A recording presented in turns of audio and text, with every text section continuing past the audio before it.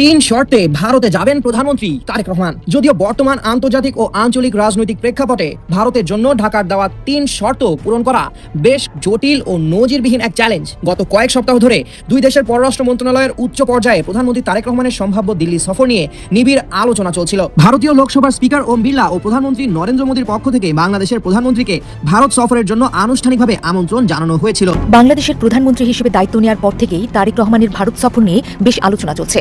দুই দেশের সম্পর্ক আগের মতো বন্ধুত্বপূর্ণ ও স্বাভাবিক করতে তারেক রহমানের সম্ভাব্য এই সফরকে বেশ গুরুত্বপূর্ণ মনে করা হচ্ছিল। তবে প্রধানমন্ত্রী তারেক রহমানের দিল্লি সফরের সম্ভাবনা আপাতত বাতিল হয়ে গেছে।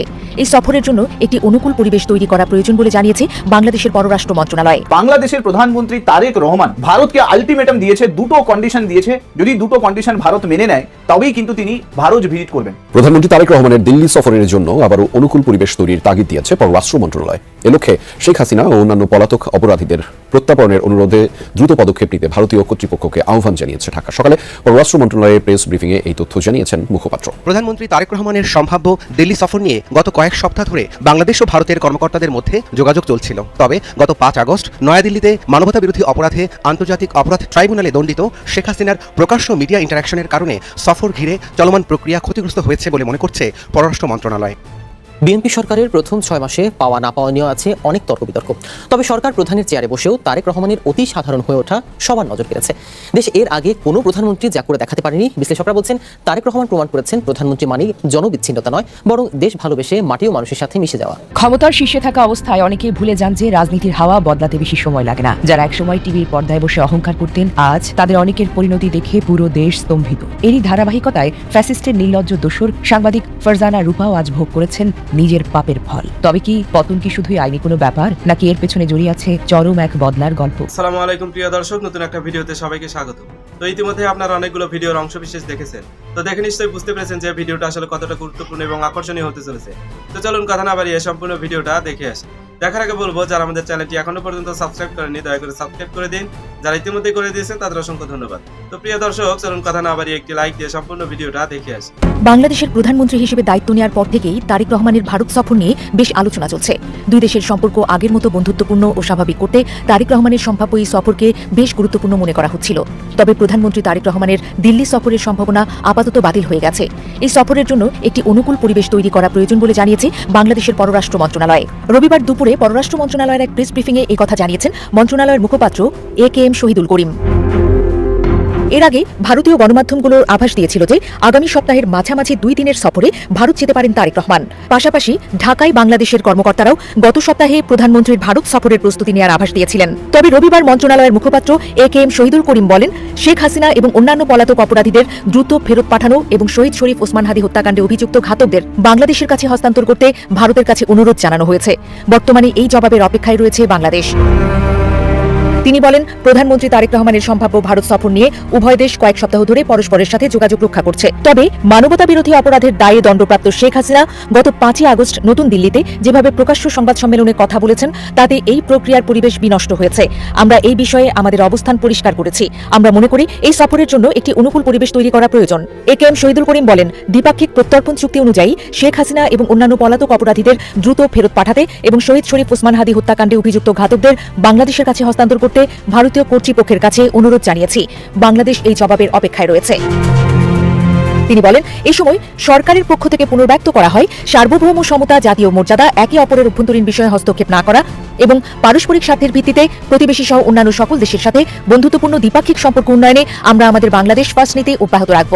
চলতি বছরের শুরুতে তারেক রহমান প্রধানমন্ত্রী হিসেবে শপথ নেওয়ার অনুষ্ঠানে যোগ দিয়েছিলেন ভারতীয় লোকসভার স্পিকার ওম বিড়ল। ভারতের প্রধানমন্ত্রী নরেন্দ্র মোদীর পক্ষ থেকে তারেক রহমানকে ভারত সফরের আনুষ্ঠানিক আমন্ত্রণ জানিয়েছিলেন তিনি।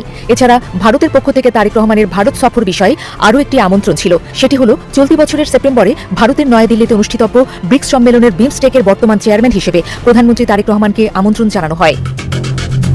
সম্প্রতি প্রধানমন্ত্রীর সাথে ভারতীয় হাইকমিশনারের সাক্ষাতের পর দেশটিতে সম্ভাব্য সফরের সম্ভাবনা বেড়েছে বলে মনে করা হচ্ছিল। তবে তারেক রহমানের ভারত সফরের বিষয়ে কোনো সিদ্ধান্ত হয়নি বলে জানিয়েছেন পররাষ্ট্রমন্ত্রী খলিলুর রহমান। বিশেষজ্ঞরা বলছেন, প্রধানমন্ত্রী তারেক রহমানের ভারত সফরে প্রধান বাধা হল দেশটিতে ফাঁসির দণ্ডপ্রাপ্ত শেখ হাসিনার আশ্রয় নেওয়া।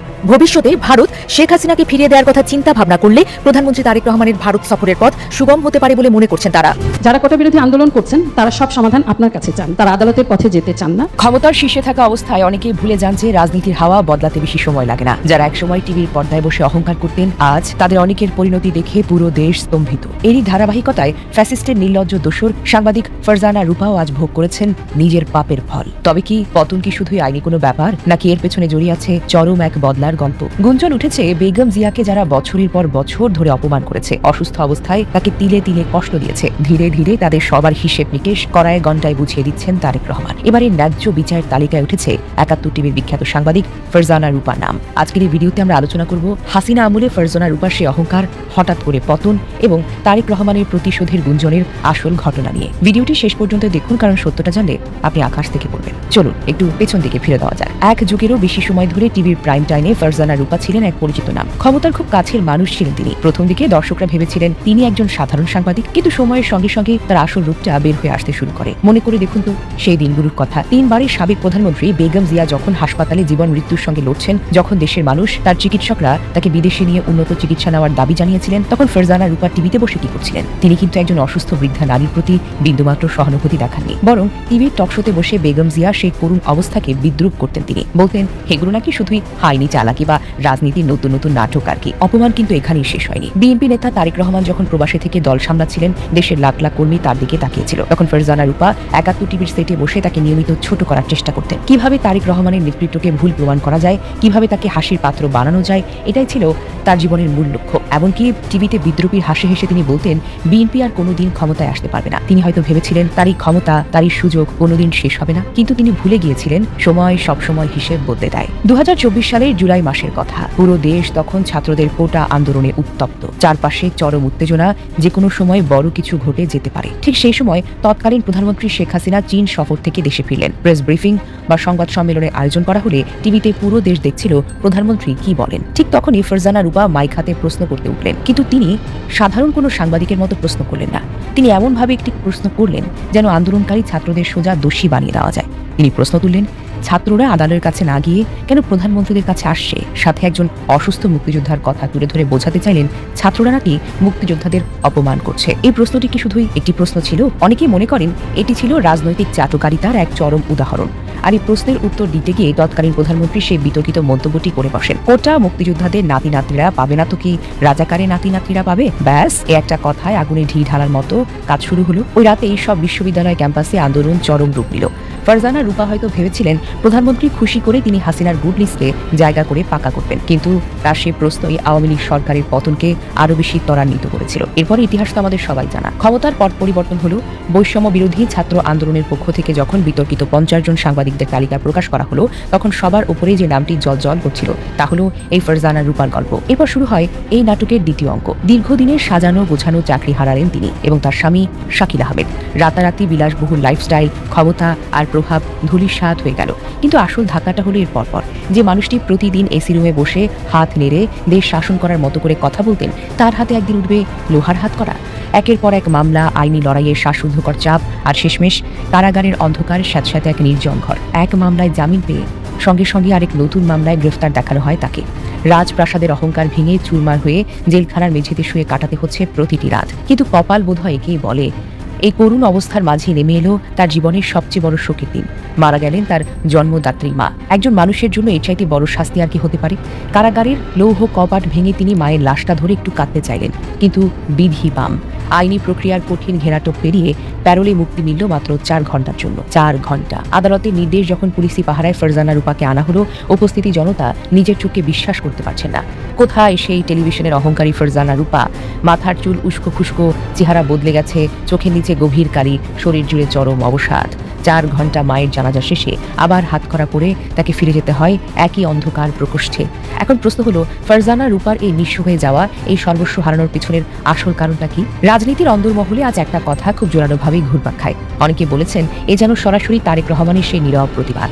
বেগম জিয়াকে যেভাবে বছরের পর বছর বন্দি রেখে অপমানের পর অপমান করা হয়েছে, যেভাবে তারেক রহমানের নেতৃত্বকে তিলে তিলে ধ্বংস করার চেষ্টা করা হয়েছে, তারেক রহমান আজ ক্ষমতায় এসে চাকা ঘুরিয়ে সব কড়ায় গন্ডায় হিসেব করে নিচ্ছেন। একজন বিশ্লেষক বলেন, এটি কোনো ব্যক্তিগত প্রতিশোধ নয়, এটি হলো ক্ষমতার অপব্যবহার এবং মিথ্যা সাংবাদিকতার স্বাভাবিক পরিণতি। যারা সাংবাদিকতার পবিত্র পেশাকে অপমান করে ক্ষমতার চাটুকারিতা করছে, বিরোধী দলের উপর মানসিক অত্যাচার চালিয়েছে, এটি কেবল তাদের কৃতকর্মের ফল। কিন্তু অন্য পক্ষ কিন্তু একই কথা ভাবছে না, অন্য কথাও ভাবছে। তারা মনে করছে তারেক রহমানের উত্থানের যুগে ফারজানা রূপার এই করুণ পরিণতি যেন বাকি সব সুবিধাভোগী মিডিয়া ব্যক্তিত্বদের জন্য স্পষ্ট হুঁশিয়ারি। তারেক রহমান স্পষ্ট বার্তা দিয়ে বলেন, মায়ের অপমান আর নিজের বিরুদ্ধে চালানো কুৎসার বিচার এই বাংলার মাটিতেই হবে। তবে বিচার হোক আর প্রতিশোধী হোক, একটি কথা অস্বীকার করার কোনো উপায় নেই। মায়ের শেষ বিদায়ের সময় মাত্র 4 ঘন্টার জন্য প্যারোল পেয়ে আবার হাত করা হাতে কারাগারে অন্ধকার প্রকোষ্ঠে ফিরে যাওয়ার যে যন্ত্রণা, তা কোনো মানুষের জন্য সহ্য করার মতো নয়। আজ ফারজানা রূপার এই পতন থেকে ভবিষ্যৎ প্রজন্মের সাংবাদিকদের অনেক কিছু শেখার আছে। ক্ষমতার বাতাস সবসময় একদিকে বয় না। যে ক্ষমতার অন্ধকারে আজ আপনি অন্যকে তুচ্ছ করছেন, সেই ক্ষমতা চলে গেলে রাজপ্রাসাদ থেকে নর্দমায় গিয়ে পড়তে আপনার সময় লাগবে না। তবে গণমাধ্যমের বিশ্লেষকরা বলছেন, এই পুরো ঘটনাটি আমাদের দেশের সাংবাদিকতার ভবিষ্যৎ নিয়ে একটি বড় প্রশ্ন। কারণ এটি কেবল রূপার রাজনৈতিক পতনের গল্প নয়, এটি পুরো মিডিয়া জগতের জন্য এক বড় সতর্কবার্তা। মিডিয়ার কাজ সত্য প্রকাশ করা, নিরপেক্ষ থাকা, কোনো নির্দিষ্ট দল বা রাজনৈতিক শক্তির চাটুকারিতার করা নয়। কিন্তু আমাদের মিডিয়া গত 17 বছর ধরে শুধু ক্ষমতার প্রশংসা করেছে, জনগণকে সত্যটা জানতেই দেয়নি। কিন্তু এভাবে কোনো দেশের সাংবাদিকতা টিকে থাকতে পারে না। আজকে রূপা সহ তথাকথিত বড় বড় সাংবাদিকদের পতনই তার উজ্জ্বল প্রমাণ। দীর্ঘদিন ধরে যারা সত্যকে গোপন করে ক্ষমতার তোষামোদি করেছে, আজ তারা বুঝতে পারছেন সময়ের পরিবর্তন হলে আইনের মুখোমুখি সবাইকে দাঁড়াতে হবে। যদিও হাসিনা ভক্ত একজন পেশাজীবী এখনো মিনমিন করে বলে বা বলার চেষ্টা করেছেন, সাংবাদিকতার রাজনৈতিক কারণে এভাবে কাঠগড়ায় দাঁড় করানো হলে স্বাধীন সাংবাদিকতার পথ আরো কঠিন হয়ে উঠবে। কিন্তু সাধারণ মানুষ ভাবছেন, যারা কলম ও মাইককে ক্ষমতার হাতিয়ার বানিয়ে নিরপেক্ষতায় হারিয়েছেন, তাদের এই পরিণাম হওয়াটা কিন্তু স্বাভাবিক। প্রিয় দর্শক, এবার আপনার পালা।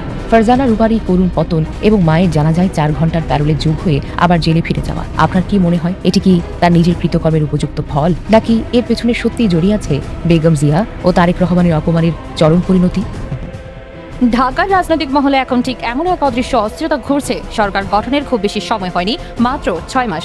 অথচ এর মধ্যেই মন্ত্রিসভায় বড় ধরনের রদ বদলের গুঞ্জন এমন জোরালো হয়েছে যে সচিবালয় থেকে শুরু করে দলীয় অন্দরমহল, টকশো থেকে সামাজিক যোগাযোগ মাধ্যম, সবখানেই এক প্রশ্ন ঘুরছে, আসলে কি হতে যাচ্ছে।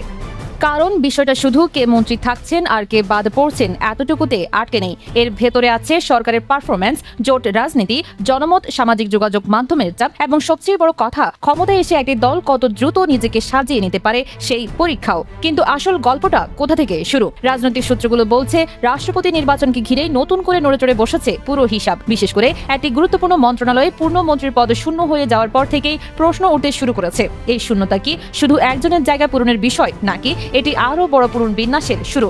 এখানেই শুরু হয়েছে প্রথম টুইস্ট। যে মন্ত্রণালয়টি নিয়ে এখন সবচেয়ে বেশি আলোচনা, সেটি হলো local government, rural development and cooperatives. বাংলাদেশের রাজনীতিতে এই মন্ত্রণালয়কে অনেকে কেবল প্রশাসনিক বিভাগ মনে করেন, কিন্তু বাস্তবে এটি দেশের স্থানীয় ক্ষমতার নেটওয়ার্ক, উন্নয়ন প্রকল্প, মাঠ পর্যায়ের প্রভাব, জনপ্রতিনিধিদের সঙ্গে সরকারের সরাসরি যোগাযোগ, সবকিছুর সঙ্গে গভীরভাবে জড়িত।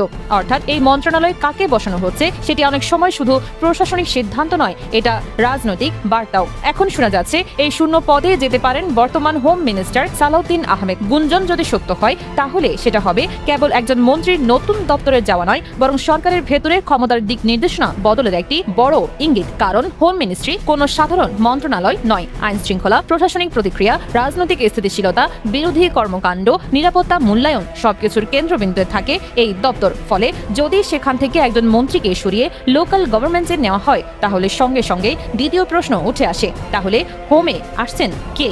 আর সেখানেই নতুন আরেকটি নাম ভেসে উঠছে, water resources minister Salahuddin Chowdhury Anee. যদিও তিনি নিজেই এই ধরনের আলোচনা নিয়ে অস্বস্তি প্রকাশ করেছেন, কিন্তু রাজনীতির বাস্তবতা হলো প্রকাশ্যে কেউ রদ বদলের আলোচনা স্বীকার করেন না যতক্ষণ না সিদ্ধান্ত ঘোষণা হয়। তাই তার অস্বস্তি গুঞ্জন থামাতে পারেনি, বরং অনেকের কৌতূহল আরো বাড়িয়ে দিয়েছে।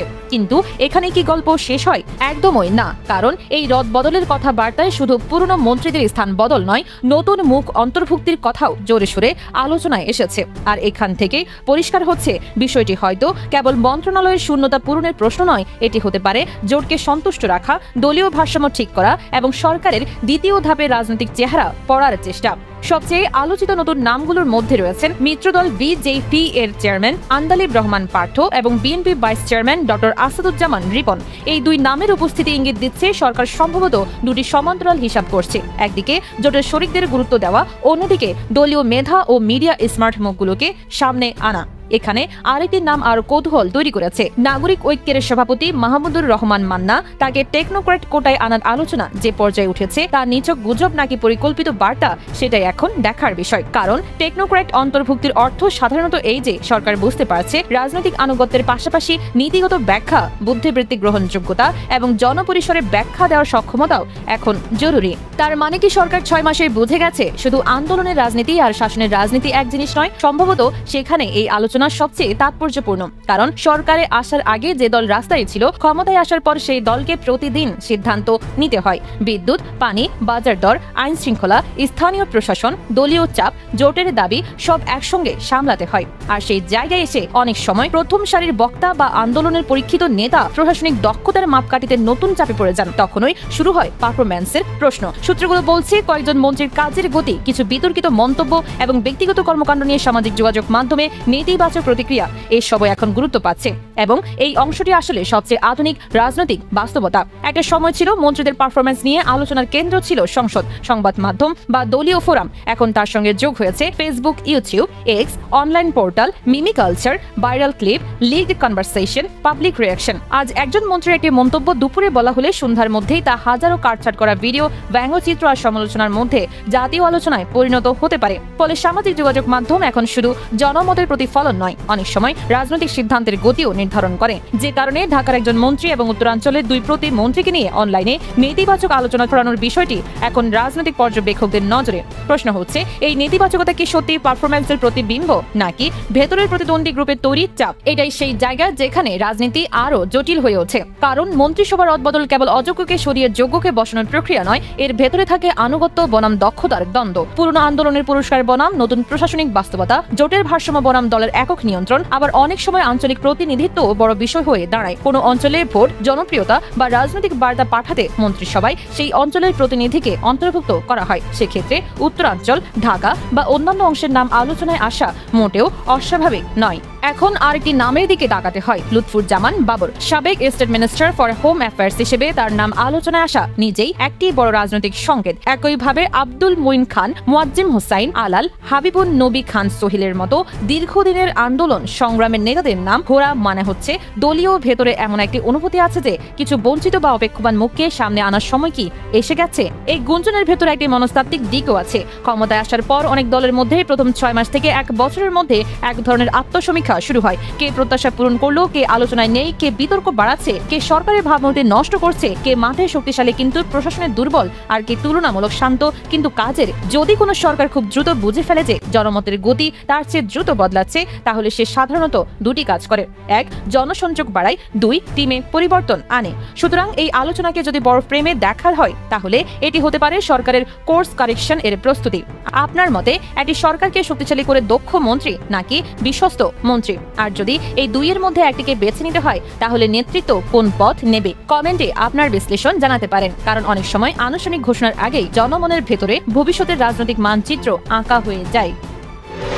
সম্প্রতি চীন সফর থেকে ভারতে ফেরার পথে আকস্মিক ঝটিকা সফরে বাংলাদেশে আসেন ভারতের গোয়েন্দা সংস্থা রয়ের প্রধান পরাগ জৈন। পূর্ব নির্ধারিত সূচির বাইরে এই সফরে তার সঙ্গে আরও ছিলেন অশ্বিন কুমার মুকুন্দ কোটনিস, রাহুল নেগি ও শৈবাল রায় চৌধুরী, যারা প্রত্যেকেই স্পেশাল প্রোটেকশন গ্রুপ এসপিজির সদস্য। এদিকে পূর্ব নির্ধারিত সাক্ষাতের সময়সূচি না থাকলেও একই দিন প্রধানমন্ত্রী তারেক রহমানের সঙ্গে সাক্ষাৎ করেন ঢাকায় নিযুক্ত ভারতের মন্ত্রী পদমর্যাদার রাষ্ট্রদূত দীনেশ ত্রিবেদী। সাক্ষাতের কয়েক ঘন্টার মধ্যেই দীনেশ ত্রিবেদী দিল্লি ফিরে যান। পরদিনই ভারতের প্রধানমন্ত্রী নরেন্দ্র মোদীর সঙ্গে দেখা করেন। এ থেকে অন্তত বাংলাদেশের সঙ্গে নতুন করে সম্পর্ক গড়তে ভারতের ইচ্ছার আভাস পাওয়া যায়। গত 5 আগস্ট ভারতে বসে ভার্চুয়ালি শেখ হাসিনা বক্তব্য প্রদানের পর বাংলাদেশ তীব্র প্রতিক্রিয়া জানায়। এরপর বেশ সংযত আচরণ করতে দেখা যায় ভারতের পররাষ্ট্র মন্ত্রণালয়ের মুখপাত্র রণধীর জয়সওয়ালকে। তিনি বলেন, বাংলাদেশে বৈধভাবে গঠিত সরকার নিয়ে শেখ হাসিনা যে মন্তব্য করেছেন ভারত সরকার তা সমর্থন করে না। তবে শেখ হাসিনার এসব কর্মকাণ্ড বন্ধ করবেন কিনা তার কোনো প্রতিশ্রুতিও দেননি ভারতের পররাষ্ট্র সচিব। বিশ্লেষকরা বলছেন, যতক্ষণ এসব অনুষ্ঠান ব্যক্তিগতভাবে আয়োজন করা হচ্ছে ততক্ষণ ভারত সরকার নিজে তা বন্ধ করার উদ্যোগ নেবে না, এমনটাই এখনও দেখা যাচ্ছে। দেশটির উচ্চপদস্থ সরকারি কর্মকর্তাদের বরাত দিয়ে দ্য ইন্ডিয়ান এক্সপ্রেস তাদের প্রতিবেদনে বলছে, ক্ষমতাচ্যুত শেখ হাসিনাকে বাংলাদেশে ফেরত পাঠানোর বিষয়ে চূড়ান্ত সিদ্ধান্ত ভারতের আদালতে নেবে। তবে বিষয়টি নিয়ে ঢাকা ও নয়াদিল্লির মধ্যে আলোচনা অব্যাহত রয়েছে। 2 পক্ষই নিজেদের অবস্থান থেকে সমঝোতার পথ খুঁজছে বলে প্রতিবেদনে উল্লেখ করা হয়েছে।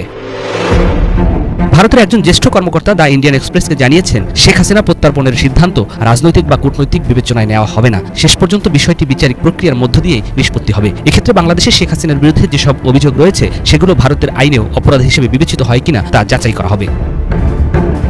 সাম্প্রতিক ককরোচ জনতার আন্দোলনে টালমাটাল হয়ে ওঠে ভারত। এরপরই গোয়েন্দা সংস্থাগুলো অর্থনৈতিক যোগানের সূত্র খুঁজতে গিয়ে অবাক হন। যেই চ্যানেলে ককরোচ জনতার উত্থানে বৈদেশিক অর্থ আসে, সেই একই চ্যানেলে ভারতে পলাতক আওয়ামী লীগ নেতাকর্মীদের জন্য অর্থ আসে। ফলে শেখ হাসিনা এবং ভারতে পলাতক আওয়ামী লীগ কেবল ভারতের নিরাপত্তা ঘাটতি নয়, একই সাথে ভারতে বিদ্যমান বর্তমান সরকারের জন্য একটি পরোক্ষ হুমকিতে পরিণত হয়েছে। তাই দেশটির অভ্যন্তরীণ নিরাপত্তা পরিষদ শেখ হাসিনাকে ভারতের মাটিতে লম্বা সময় রাজনৈতিক আশ্রয় দিতে অসন্তোষ দেখাতে শুরু করেছে। তারা পরামর্শ দিয়েছেন শেখ হাসিনাকে বেশি দিন ভারতের মাটিতে না রাখার পাশাপাশি অতি দ্রুত বাংলাদেশে ফেরত পাঠাতে।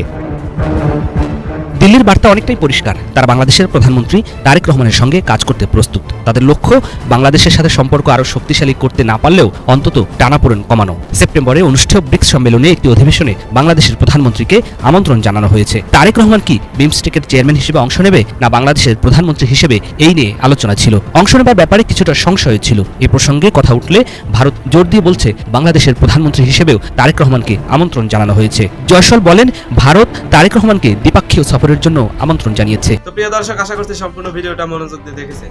দেখে কি বুঝলেন, কি জানলেন, আপনাদের গুরুত্বপূর্ণ মতামতগুলো আমাদের কমেন্ট বক্সে জানিয়ে দিন। পারলে ভিডিওটা শেয়ার করে অন্যকে দেখার সুযোগ করে দিন। আবার বলছি, যারা আমাদের চ্যানেলটি এখনো পর্যন্ত সাবস্ক্রাইব করেননি, দয়া করে সাবস্ক্রাইব করে দিন। যারা ইতিমধ্যে করে দিয়েছেন তাদের অসংখ্য ধন্যবাদ। তো প্রিয় দর্শক, আজকের মতো এই পর্যন্তই। দেখা হবে পরবর্তী কোনো নিউজে। ততক্ষণ সবাই ভালো থাকবেন, সুস্থ থাকবেন। আল্লাহ হাফেজ।